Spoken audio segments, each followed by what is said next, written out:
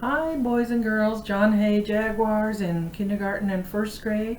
This is Miss Schooler in her kitchen studio. And this week we're going to be talking about the author Arnold Lobel. And we're going to be reading one of his stories. But I have a poster here.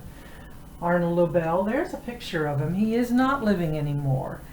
He died quite a few years ago. But I bet you're familiar with a lot of his books, because he wrote the Frog and Toad stories. This one is Frog and Toad Are Friends. This one is Days with Frog and Toad. And he is also the illustrator. So we have the pictures of Frog and Toad up here. And this is a big edition of Frog and Toad. He also wrote one called A Tree Full of Pigs that his wife, Anita Lobel, illustrated. The one I want to share with you today is called Ming Moves the Mountain by Arnold Lobel. You can see there's a very big mountain here. And this is Ming Lo, and that's his wife. Written and illustrated by Arnold Lobel.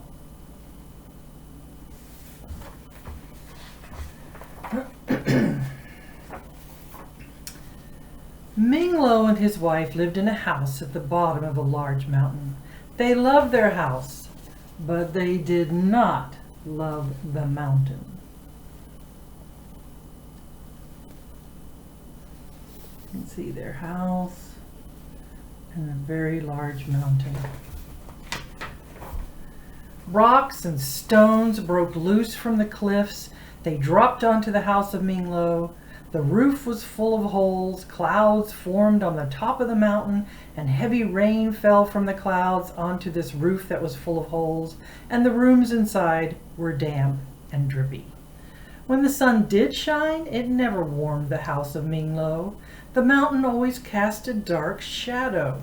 The flowers and vegetables in the garden grew thin and sparse. Sparse means not very many of them grew, because they weren't getting enough sunshine.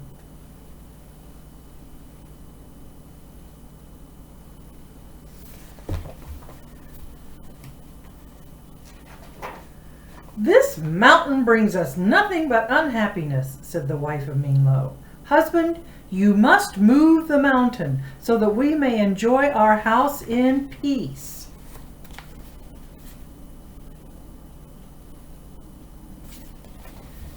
"My dear wife," said Ming Lo, "how can one small man such as I move a large mountain such as this?" "Well, how should I know?" said his wife. "There is a wise man who lives in the village. Go ask him."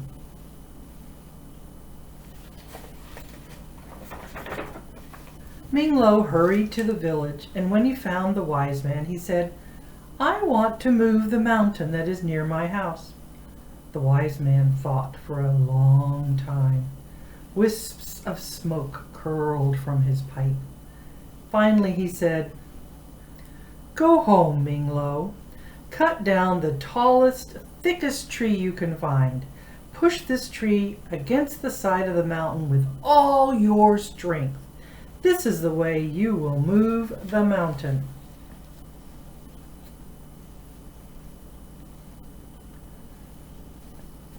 What do you think? Do you think that's going to work?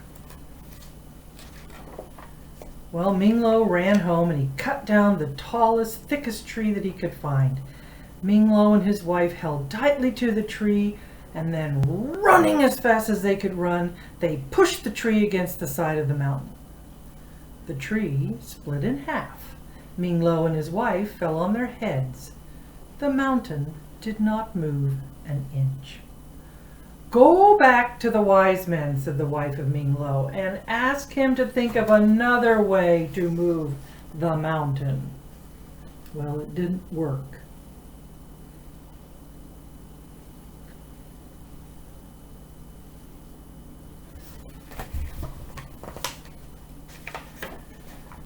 Again, the wise man thought for a long time. Rings of smoke blew from his pipe. And finally he said, "Go home, Ming Lo. Take the pots and pans from your kitchen. Hold a spoon in each one of your hands, and with these spoons, hit the pots and pans as hard as you can. Raise your voice in loud shouts and cries. The mountain will be frightened by the noise. This is the way you will move the mountain. What do you think? Do you think that's going to work?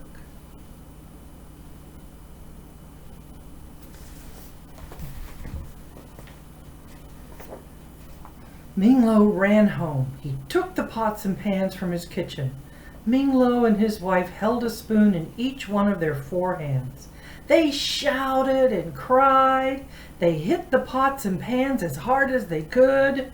They made a great noise. Flocks of birds flew out of the trees. But the mountain did not move at all. "Go back to the wise man," cried the wife of Ming-Lo. "We must find a way to move the mountain." Well, that one didn't work either.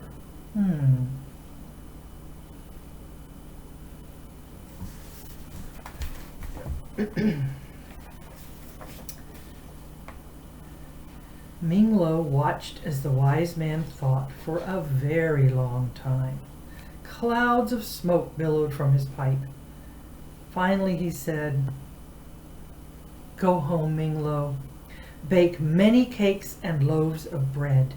Bring these to the spirit who lives at the top of the mountain. Spirit is always hungry. He will be happy to receive your gifts. He will grant your every wish. This is the way you will move the mountain."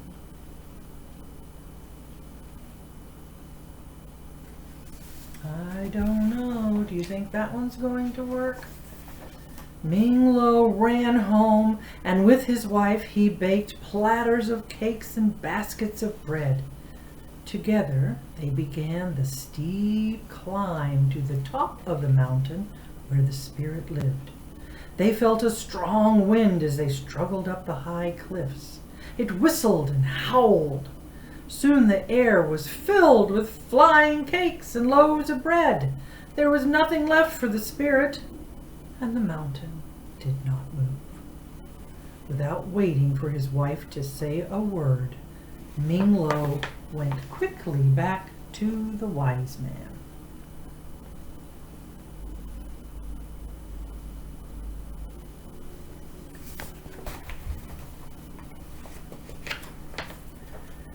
"Help me to move this mountain so that I may enjoy my house in peace," cried Ming-Lo. The wise man sat in deep thought for a long, long time. There was so much smoke coming from his pipe that he could hardly be seen. Finally he said, "Go home, Ming-Lo. Take your house apart, stick by stick. Gather all these sticks that are the pieces of your house. Collect all of the things that are your possessions. Bind everything into bundles with rope and twine. Carry these bundles in your arms and on the top of your head. Face the mountain and close your eyes."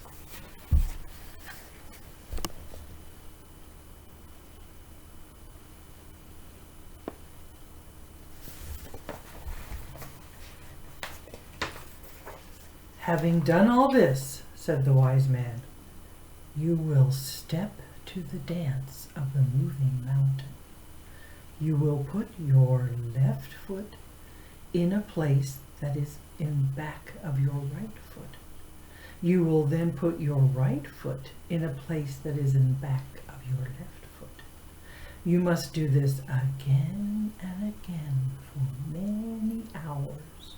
And when you open your eyes, you will see that the mountain has moved far away." "Well, this is a strange dance," said Ming-Lo, "but if it makes the mountain move, I will do it at once."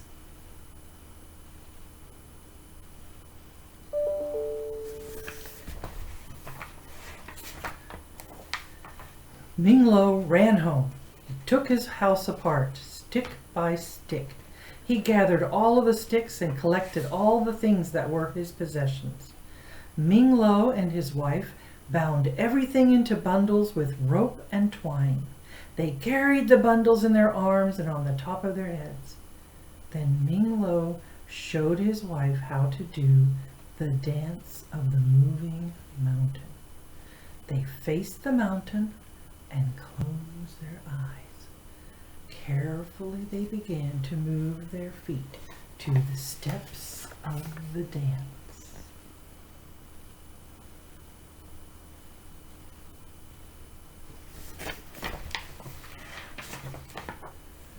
They each put their left foot in a place that was behind their right foot. Then they each put their right foot in a place that was behind their left foot. The neighbors saw Ming Lo and his wife walking backward across the fields with all their possessions. It was an odd sight, and they watched in wonder.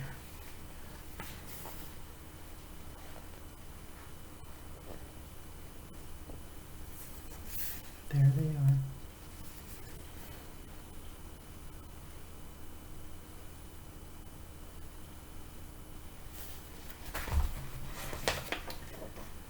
After many hours had passed, Ming Lo and his wife opened their eyes. "Look!" cried Ming Lo. "Our dance has done its work. The mountain has moved far away."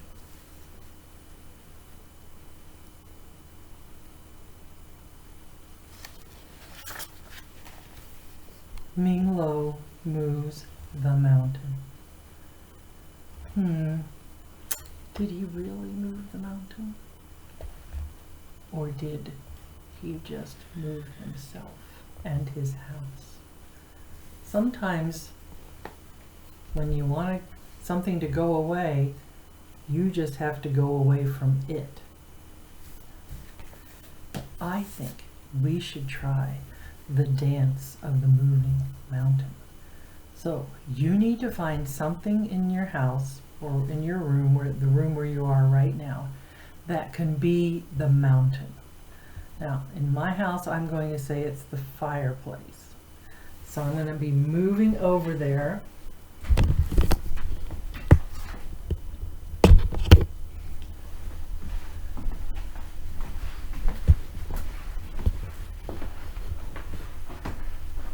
Okay, you see the fire. There's the fireplace. I am going to try the dance of the moving mountain, and I want you to do it with me. Now remember what we have to do. Let me get this illustrator.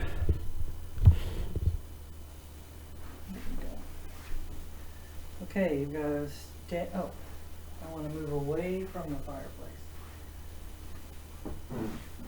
So I'm going to stand here and I'm going to close my eyes, and then we have to put our left foot, which is this one, right behind our right foot, and then our right foot right behind our left foot, and then keep going for hours and hours, but don't open your eyes.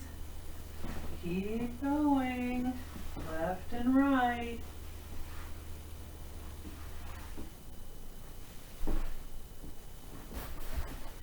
Oops, try not to run into anything. All right, open your eyes. Did it move away? Well, it did for me, because now I'm back here and the mountain is far away. I hope you enjoyed this story of Ming Lo Moves the Mountain. See you next week. Bye.